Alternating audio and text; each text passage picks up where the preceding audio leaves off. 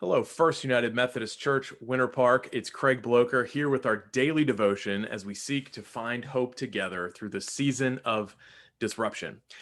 We're continuing our series of looking at missions in the church and how serving others can be kind of an orienting or anchoring point for us as everything kind of feels a little chaotic this season. And so today I have another guest that I am proud to introduce to you. Some of you have met her.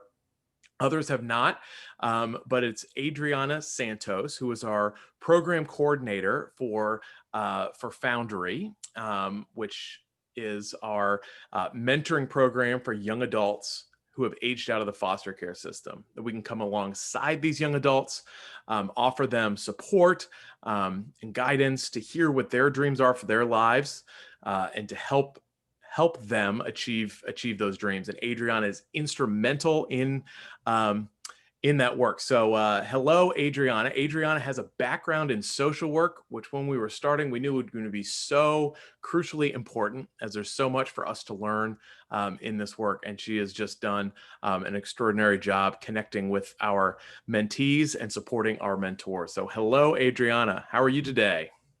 Hey, Craig, I am doing awesome. Thank you so much for having me here. Yeah, no, absolutely. This is my pleasure. Now, when Adriana had applied for the job, something that had stood out to me with all of her social work background is that she said that she wanted to work in a church or a faith-based environment versus a previous environment where certainly her work was informed by her faith, but she kind of had to keep that separate. So, Adriana, would you just share briefly with us kind of what call or desire you had to kind of reconnect your work and your faith together? Yes, that is such a great question. And I remember that day like it was yesterday, um, because that question was an answered prayer for me. And I asked God for a really long time for an opportunity to really be able to share my faith and my beliefs with the people that I serve. I always felt I had to keep that part of who I was hidden. And it's a very difficult thing to try and, help others and kind of hide, Jesus a little bit. And so, being part of First United Methodist Church here at Winter Park has really allowed me to use my faith and my gifts in a way that I feel really on purpose, really feel complete in the work that I'm called to do, and changing people's lives through using biblical foundations that we know how much that transforms. And so it's really a sense of freedom. It's true freedom in the workplace. And I am just incredibly grateful every day to feel like I am fully used by God in a way that I know that I am called, and I feel like I just fit perfectly in the role that I've been called. And so I'm just so grateful. Yeah, no, thank you.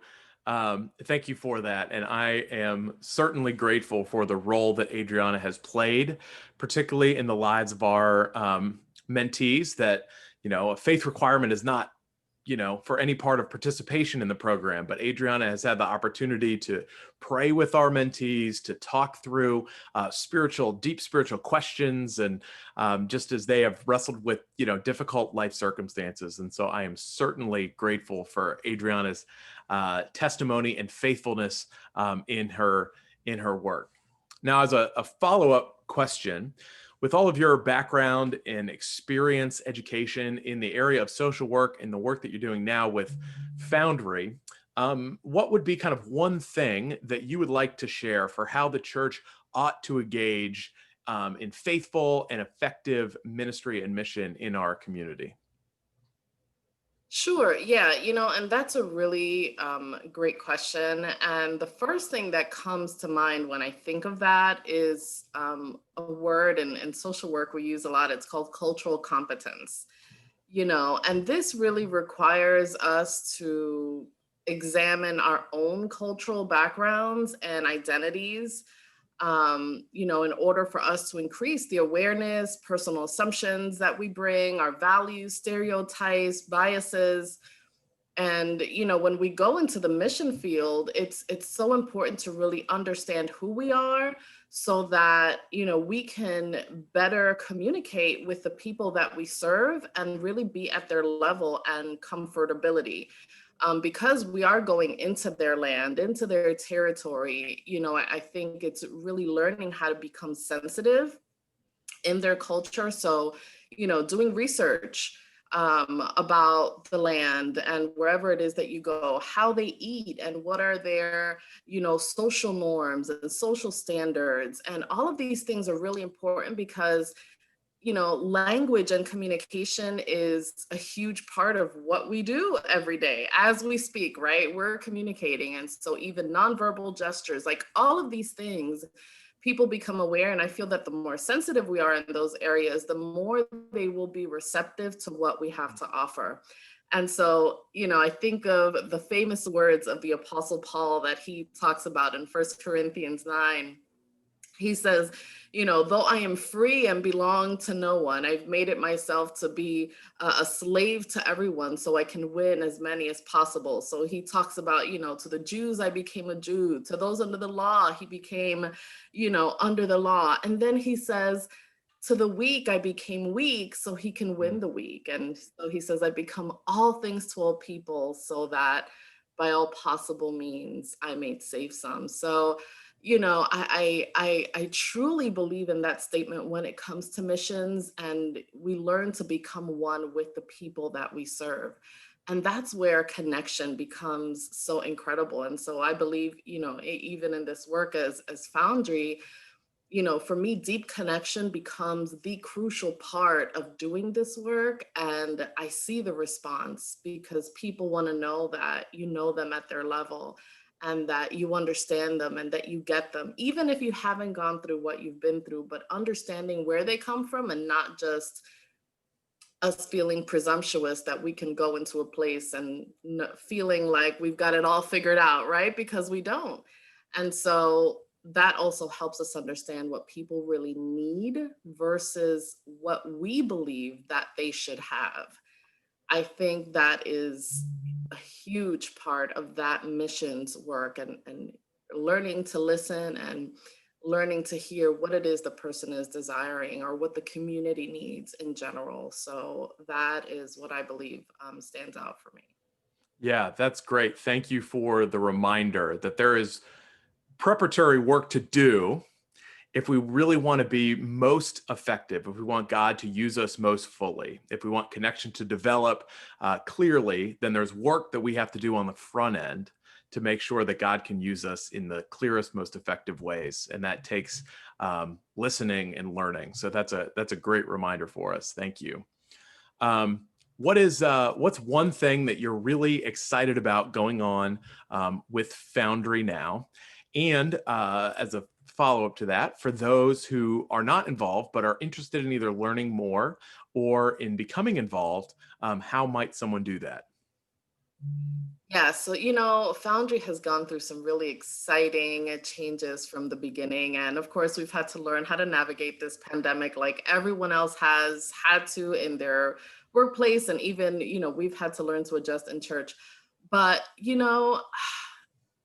what is exciting is that there's always a need.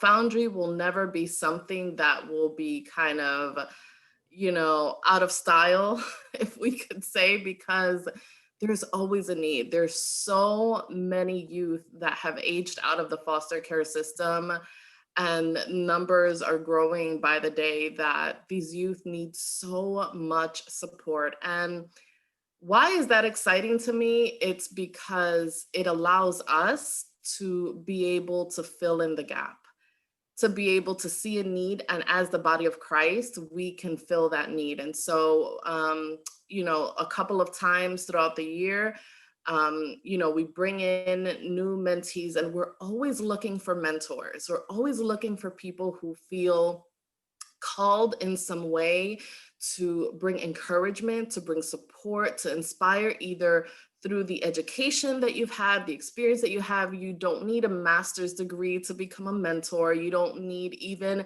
a ministry certificate to show that you are well able to do this. It's just something I feel that in your heart, you know that you're called to walk along somebody who needs this support. And, these youth certainly, appreciate that. And so mentorship opportunities are available.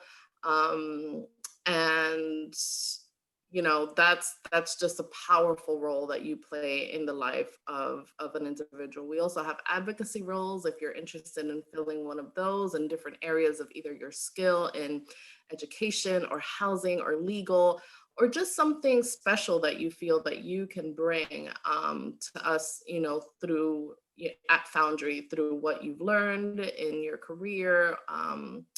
We'll be more than happy to bring you in and help support these young adults.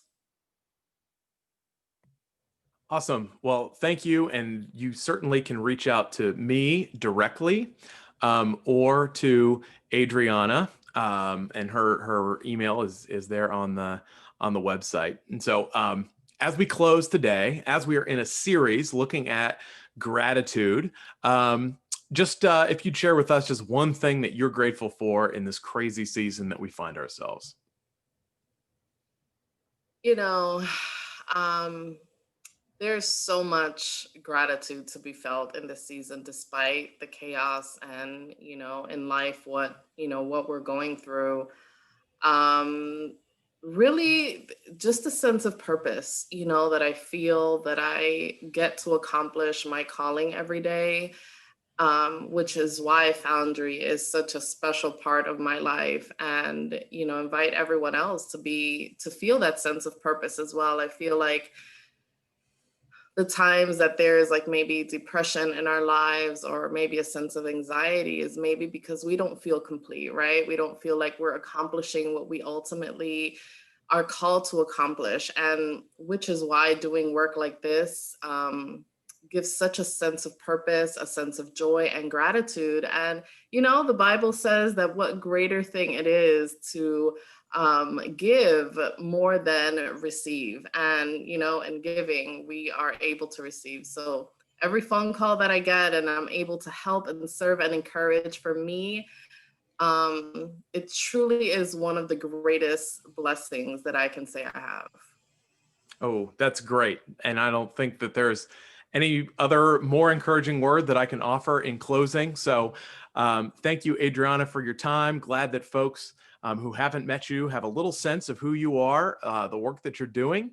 And just for everyone, as a reminder, as we close out our time for our daily devotion today, that you are loved, that God does have a purpose for you, even in this crazy season. So go in peace and catch you next week.